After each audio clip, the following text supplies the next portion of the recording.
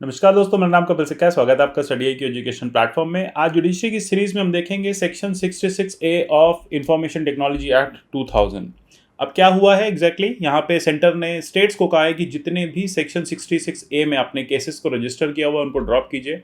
इससे पहले भी हमने थोड़े दिन पहले एक वीडियो में इस बारे में बात की थी कि कैसे सुप्रीम कोर्ट सेंटर से पूछ रहा है कि जब हम 2015 में Shreya Singhal versus union of India में सेक्शन 66A को नल एंड वॉइड हेल्ड कर चुके हैं, तो अभी तक स्टेट गवर्नमेंट्स या लॉ एंड ऑर्डर एजेंसीज जो हैं, पुलिस जो है वो सेक्शन 66A में लोगों को कैसे बुक कर रही हैं। और इसी नोटिस पे होम मिनिस्ट्री ने सारी स्टेट्स पुलिस को, डीजीपीस को ये नोटिस भेजा है, ये एक ऑर्डर भेजा है कि सेक्शन 66A में रजिस्टर्ड सारे केसेस को विड्रॉ कर लिया जाए। तो इस वीडियो में जानेंगे क्या एग्जैक्टली हुआ और एक बार फिर से समझेंगे सेक्शन 66A एग्जैक्टली क्या कहता था। स्टेट जुडिशरी एग्जाम्स की अगर आप प्रिपरेशन कर रहे हैं तो इसके कोर्सेज आप हमारे यहाँ से परचेज कर सकते हैं। नीचे डिस्क्रिप्शन बॉक्स में कोर्सेज के लिंक दिए हुए हैं।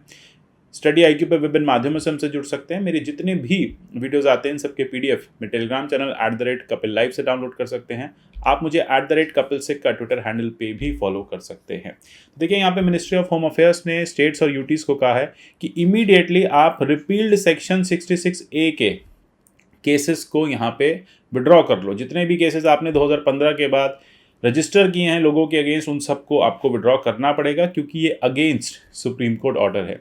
जैसे कि थोड़े दिन पहले सुप्रीम कोर्ट ने डांट भी लगाई थी, सेंटर से पूछा भी था कि आप अभी तक कैसे इसमें आप केसेस फाइल कर रहे हैं, कैसे आप लोगों को अभी तक कन्विक्ट करने की कोशिश कर रहे हैं इस पर्टिकुलर सेक्शन 66A में। आपको याद होगा एक famous case Shreya Singhal versus union of India में सुप्रीम कोर्ट ने 2015 में हेल्ड किया था कि सेक्शन 66A जो है वो अनकॉन्स्टिट्यूशनल है, आर्टिकल 19 के अगेंस्ट है और इसको नल एंड वॉइड होना ही चाहिए, और इसको किया भी था।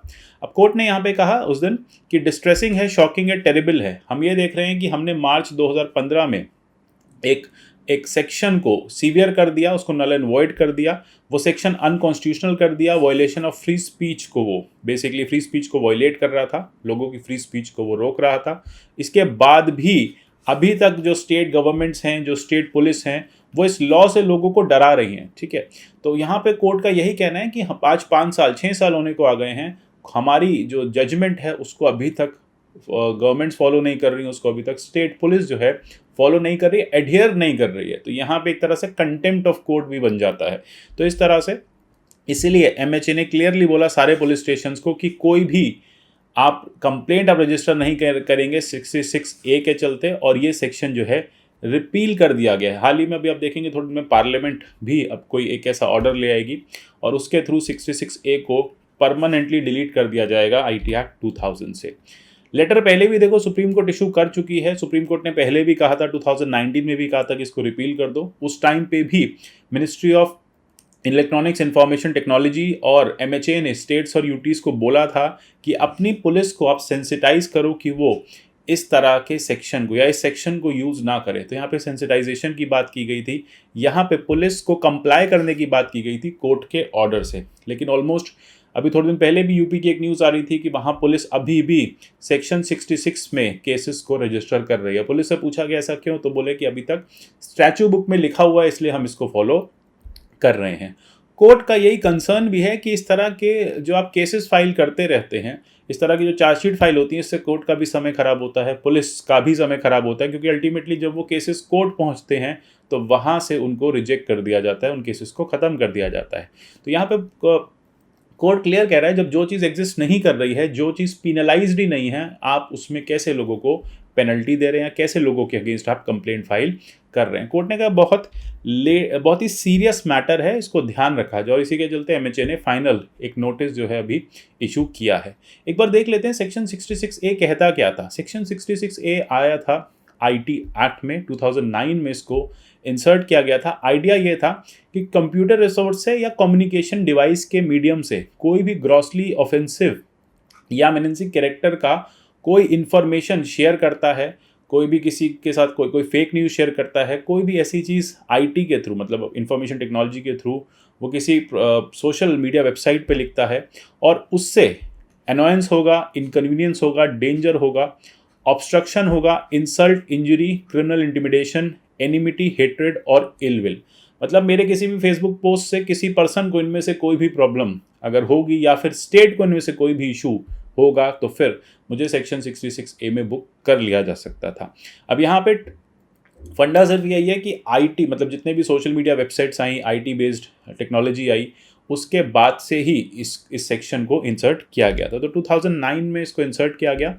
इसमें आप टेक्स्ट किसी को भेजते हैं, इमेजेस आप अपलोड करते हैं, ऑडियो वीडियो किसी भी तरह का आप फॉर्मेट में कोई भी आप मैसेज भेजते हैं और वो मैसेज जो है ऑफेंसिव हो जाता है, थ्रू कम्युनिकेशन सर्विस हो जाता है, तो उसको सेक्शन 66A में अगर वो ऑफेंसिव है और वो हेट्रेड, इलविल जैसी डेफिनेशंस में फॉल करता है तो उस पर्सन को बुक किया जा सकता था इस पर्टिकुलर एक्ट में 66A में।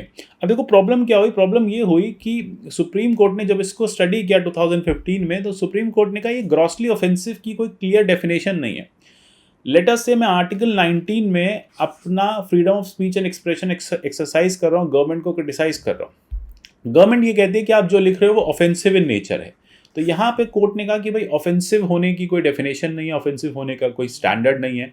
साथ ही साथ यहाँ पे ये भी कहा कि इंसल्ट क्या है। अगर एक जना सच बोलता है, ट्रुथ कोई अपने फेसबुक प्रोफाइल पे पोस्ट करता है, तो मे भी हो सकता है कोई दूसरा उस ट्रुथ को इंसल्ट मान ले। तो फिर ये एक बहुत ही पैरोकियल माइंडसेट के साथ हम सेक्शन 66A को लेके आए हैं। 2008-2009 में हमने इसको इंसर्ट किया और कोर्ट ने 2015 में इसको हटाने की बात कर दी और कोर्ट ने हटा ही दिया। इनफैक्ट आप देखेंगे सेक्शन 66A को कोर्ट ने 2015 में हटा दिया। अब यहाँ पे क्यों हटाया, इसका reason Shreya Singhal versus union of India. आपको याद होगा 2012 में दो स्टूडेंट्स थी, कॉलेज गोइंग स्टूडेंट्स थी, उन्होंने फेसबुक पोस्ट किया against the then leader Shiv Sena के बाला साहब ठाकरे। उनकी डेथ पर उन्होंने कुछ पोस्ट किया कि मुंबई में बंद नहीं होना चाहिए और उसके चलते उनके अगेंस्ट एक सेक्शन 66A में कंप्लेंट फाइल कर दी गई, उनको जेल जाना पड़ा। और 2015 में Shreya Singhal versus union of India के नाम से उनके केस को और बाकी पिटीशंस को भी सुना सुप्रीम कोर्ट ने। और सुप्रीम कोर्ट ने यही कहा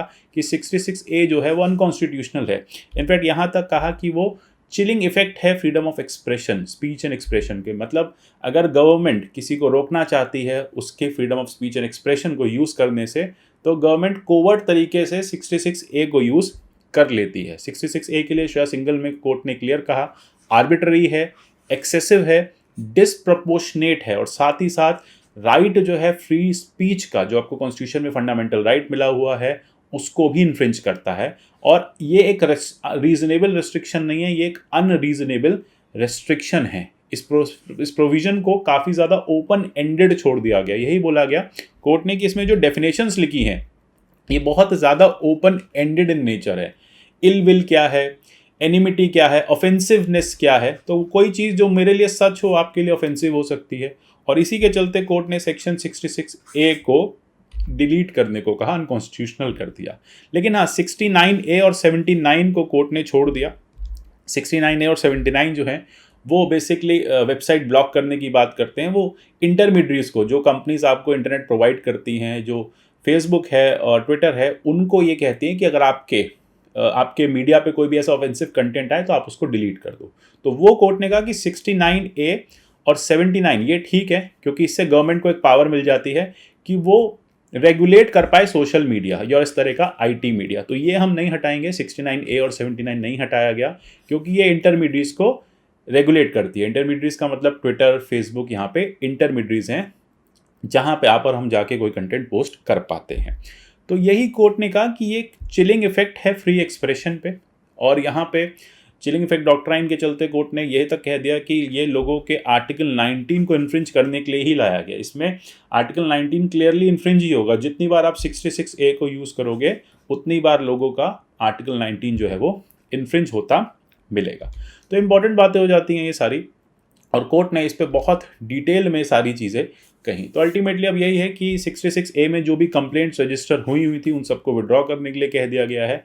अब से यानी 15 जुलाई के बाद से कोई भी कंप्लेंट जो है, कोई भी police station section 66A of IT act में नहीं रजिस्टर कर सकता। और किसी ने कहीं रजिस्टर किया तो आप उसके अगेंस्ट चैलेंज भी कर सकते हैं, कोर्ट भी जा सकते हैं और कोर्ट के ऑर्डर को एनफोर्स भी करा सकते हैं।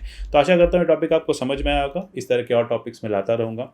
UPSC IAS pre cum mains के स्मार्ट कोर्सेज हमारे अवेलेबल हैं फ्लैट 50% डिस्काउंट के साथ। studyIQ.com ये हमारी ऐप से आप डाउनलोड कर सकते हैं। मिलते हैं अगले ऐसे किसी सेशन में, तब तक के लिए goodbye, take care and God bless you all.